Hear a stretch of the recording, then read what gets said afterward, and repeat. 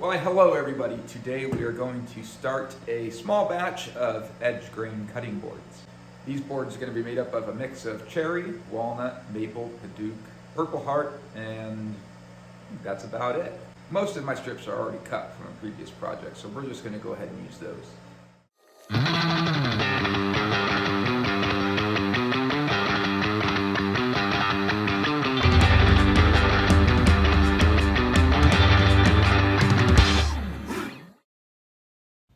Okay, couple quick updates before I start narrating every little thing I'm doing for you. Update number 1, as you can see, I did not use Purple Heart or Padauk. I just decided not to. But that's okay, because update number 2 is for you. So, be sure to stick around to the end and I'll give you the deets on how you could win one of these RAD boards. What you saw back there was me just grabbing all the pre-cut pieces that I was using on a previous project that I just decided to kind of scrap. I was going to do another end grain cutting board out of those, but I decided I wanted to do something different, just do a small batch of edge grain boards. And I'm glad I did, because I really like the way they came out. Okay, I'm going to critique my jig here. In a previous video, the big honker board, if you've seen it, I ran into some issues with the glue up and the sides of the board weren't clamping down all the way. And I actually asked you guys to kind of help me identify what the issue was, and one of you told me, and actually a really good suggestion, was to switch out these quick grip bar clamps and replace them with a good set of parallel clamps. And at the time I made that video, I did not have any parallel clamps, but I do now, so I just need to redesign that jig around the parallel clamps, and from there I shouldn't have any issues. But it is woodworking, so there's always issues.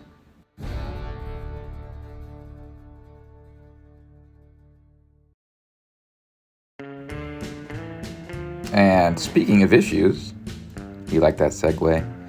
It was pretty cold in my shop on this day, and my glue was very tacky. Word to the wise, don't store your glue in a cold shop. And I have since started bringing all my glue actually in my house. I have a thermal bag that I just take in and out of the shop with me whenever I'm planning on doing glue ups, and it seems to work very well. So a little pro tip for you: if you want to maintain the life and longevity of your glue and you have a cold shop, just take it inside.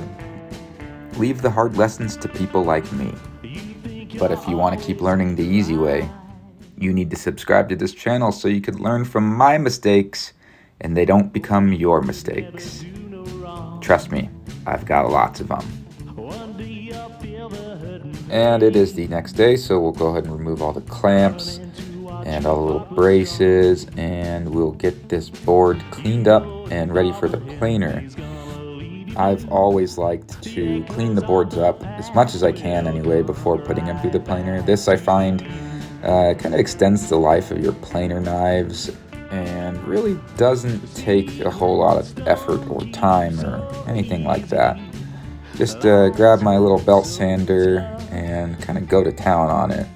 5 minutes, done.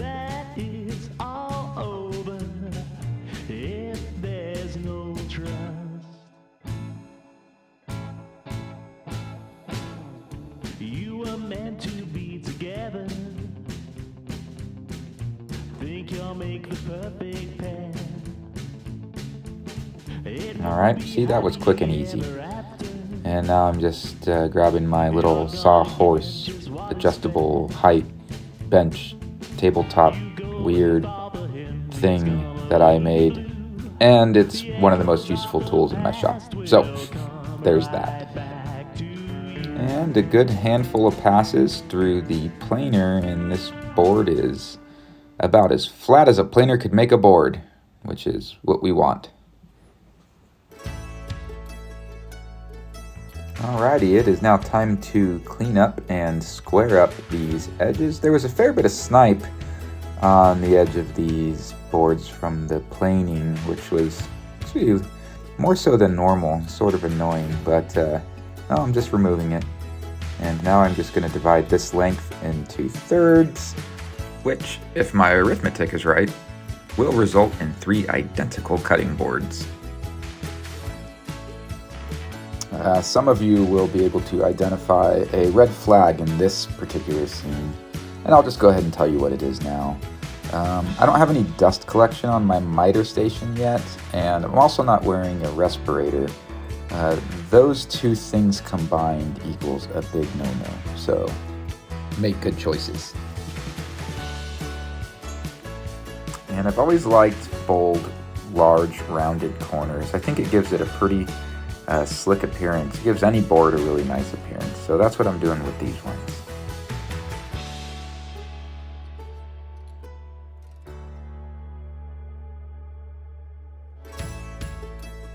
You're probably noticing a little bit of burnout on the corners of the boards, and yeah, the router table tends to do that, but with some 60 grit sandpaper, I was able to remove it pretty much no problem at all.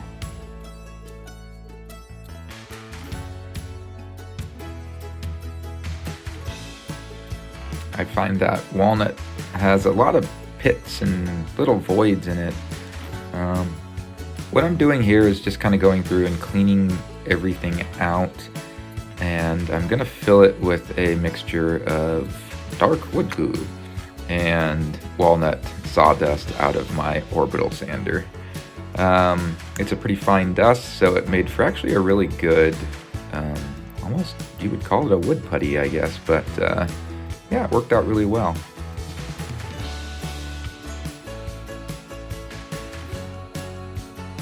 And once I had each void filled up, I took this little scraper and scraped it flush to the surface. I did that on both sides, and then I sanded it down. This is the extent of the sanding I'm going to show you, because I actually want you guys to watch the whole video all the way through. And if you're watching me sand, well, that's a good enough reason to turn it off. And I can't say I'd blame you. And in case you're wondering what I'm doing, it is now time to pop the grain. So I'm just gonna set all the boards up and give them a little spritz of water.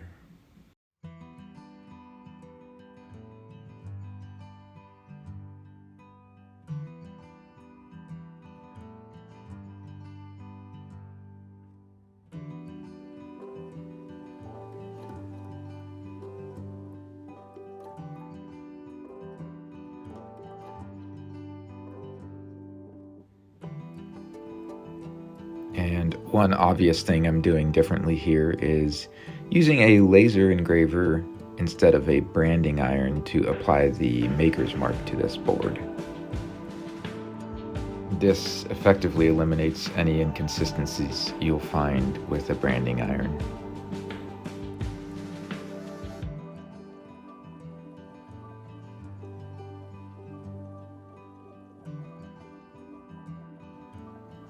And, well, you can kind of kill 2 birds with 1 stone, too.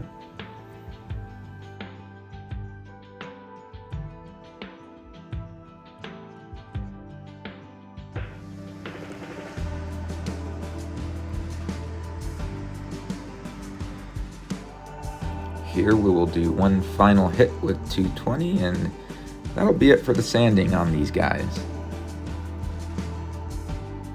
And here I'm just covering up my workbench to prevent any of the mineral oil from spilling over onto it. And, well, I still spill all over the place, but it's better than nothing.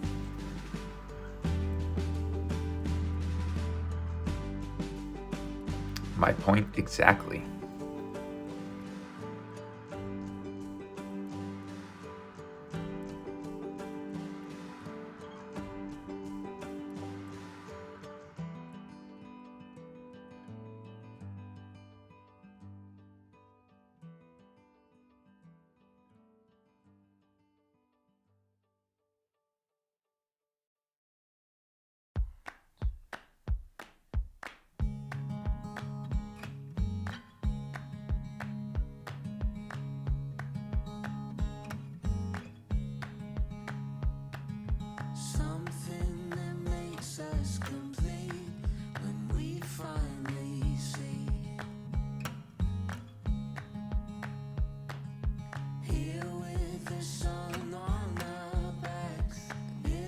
Well, folks, if you're still here watching, I want to thank you.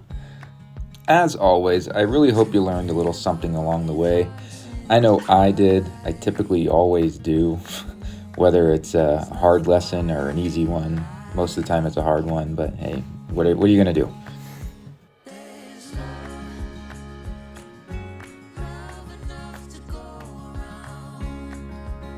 I told you I would talk to you about that giveaway, and now is the time. Go ahead and scroll down to the link in the description.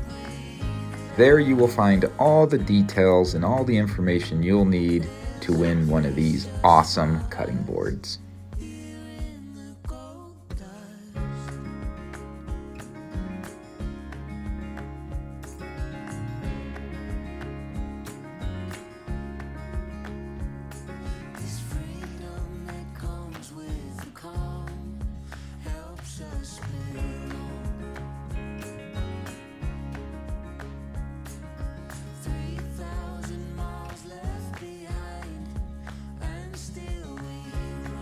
Thanks again for watching this video. I really hope you enjoyed watching it as much as I enjoyed making it. And don't forget to go down into the description below to try to win one of these cutting boards. Hey, maybe if you win, you could even leave a little review. Tell me how you like it.